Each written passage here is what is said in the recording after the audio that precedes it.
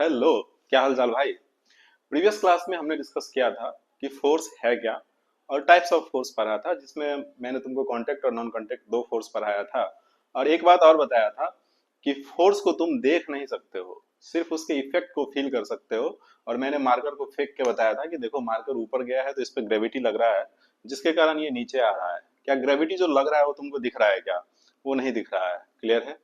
तो मैंने फोर्स बताया था, फिर टाइप्स ऑफ फोर्स बताया था, और ग्रेविटी और ग्रेविटेशनल फोर्स के बीच में डिफरेंस भी बताया था।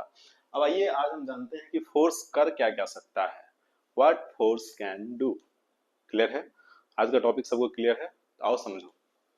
देखो भाई, मान लो तुम्हारे पास एक स्प्रिंग है। ठीक है? अगर तुम उसको खींचो तो देखते होगे ऐसा ऐसा स्प्रिंग है। मान लो ये स्प्रिंग है। ठीक है भाई? ऐसा देखे हो ना स्प्रिंग। ये जो होता है ना स्प्रिंग का, इसको बोलते हैं पिच। क्या बोलते हैं? पिच। ठीक है? तो अगर तुम मान लो इस स्प्रिंग को दोनों साइड से पकड़ के ऐसे खींचो खींचो खींचो खींचो तो क्या होगा? इस स्प्रिंग का शेप बदल जाएगा और साइज भी बढ़ जाएगा। पहले इतना बड़ा था, फिर ये इतना बड़ा हो जाएगा। अब इसका पिच जो देख रहे हो तुम ऐसा है ना, तो जब इसको तुम खींच दोगे तो ये कैसा हो जाएगा? देखो इससे ऐसे। तो बताओ, फोर्स जब तुम लगाए इस पे तो क्या हो गया? फोर्स के कारण इसका शेप बदल गया। पहले ऐसा था, अब ऐसा हो गया। और क्या कर सकता है फोर्स? तो फोर्स साइज भी बदल सकता है। पहले इत्तू सा स्प्रिंग था, जब तुम उस पर फोर्स लगाया तो ये इत्तू सा हो गया। तो दो बात यहां से आ गई कि फोर्स क्या क्या कर सकता है। बेटा जल्दी बोलो, फोर्स क्या क्या कर सकता है? फोर्स शेप को चेंज कर सकता है और फोर्स साइज को भी चेंज कर सकता है। लेट अस से आपके पास एक बॉल है। ठीक है? उस बॉल को ऐसे दबाओ तो चिपक जाता है, दबाने पे छोटा हो जाता है ना। तो वहां पे भी क्या हो रहा है? बॉल उसके फोर्स जो है उसके शेप को क्या कर रहा है? चेंज कर रहा है। तो फोर्स क्या कर सकता है बोलो, जल्दी बताओ। फोर्स कैन,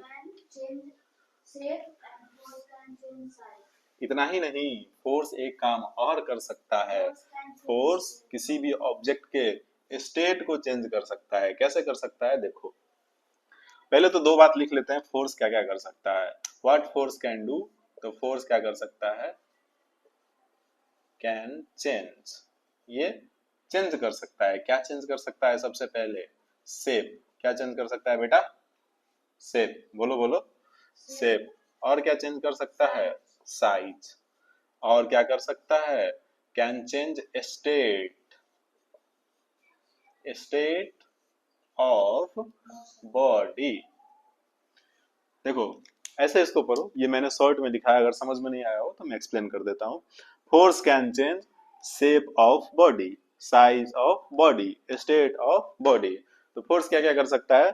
किसी भी बॉडी के शेप को बदल सकता है, साइज को बदल सकता है, और उसके स्टेट को बदल सकता है। क्लियर है? अब आइए स्टेट को समझते हैं।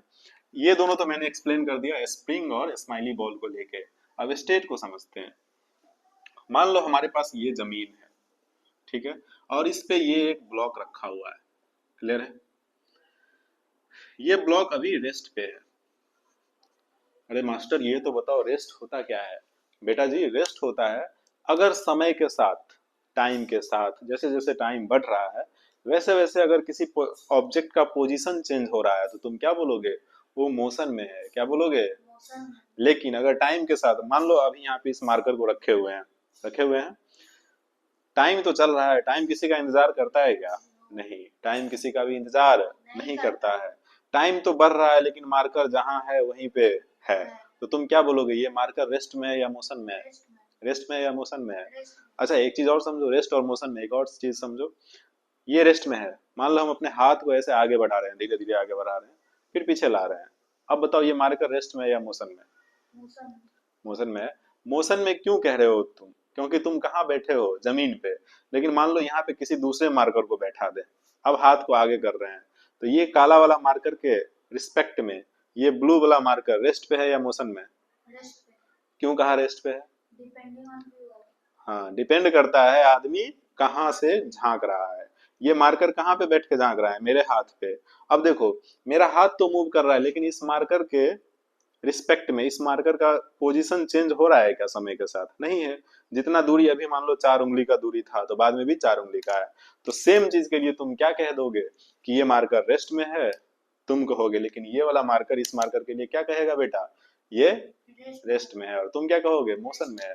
मतलब यहां से एक और अच्छा टर्म आया कि रेस्ट और मोशन जो है कैसा टर्म है, रिलेटिव। कैसा टर्म है बेटा, कैसा है? तो क्या मैं यहां से कह दूं रेस्ट एंड मोशन ये कैसा टर्म है बेटा, रिलेटिव टर्म है। कैसा टर्म है, बोलो बोलो, कैसा टर्म है? अच्छा, रिलेटिव टर्म का मतलब क्या हुआ? अरे मतलब तो बताओ मास्टर, रिलेटिव का क्या मतलब हुआ? रिलेटिव का मतलब हुआ डिपेंड ऑन व्यूअर्स। किस पे डिपेंड करता है बेटा? आदमी देख कहां से रहा है, किस चीज पे डिपेंड करता है? Depend on observer. देखने वाले को हम क्या बोलते हैं? Depend on observer. ठीक है, और ऑब्जर्वर को आज के बाद हम बोलेंगे तारने वाला। क्या बोलेंगे? तारने वाला। कहेंगे तार तुम कहां से रहे हो, अगर जमीन से तार रहे हो तो ये मार्कर तुमको कहाँ दिखेगा? अभी रेस्ट पे। अब कहाँ दिख रहा है? मोशन में। लेकिन अगर तुम मेरे हाथ पे बैठ के तारोगे, तुम लोग तो छोटे छोटे बच्चे हो, बैठ भी सकते हो मेरे हाथ पे, हाथ पे बैठ के तारोगे तो क्या बोलोगे? रेस्ट पे है। क्लियर है? तो रेस्ट और मोशन कैसा टर्म है बेटा? Relative term. कैसा टर्म है? Relative term. हो सकता है जो मेरे रिस्पेक्ट में रेस्ट पे है वो किसी और के रिस्पेक्ट पे क्या होगा? मोशन पे होगा। क्लियर है? तो आई होप कि यहाँ तक क्लियर हो गया होगा। अब हम आते हैं अपने टॉपिक पे, जहाँ पे मैंने ये बताया था कि स्टेट जो होता है उसको फोर्स कैसे बदल सकता है। ध्यान से देखो, इस टॉपिक को समझ के ही आज का वीडियो को खत्म करेंगे हम। ठीक है, तो ऑब्जर्वर को क्या बोलेंगे बेटा? तारने वाला। क्या बोलेंगे? तारने वाला।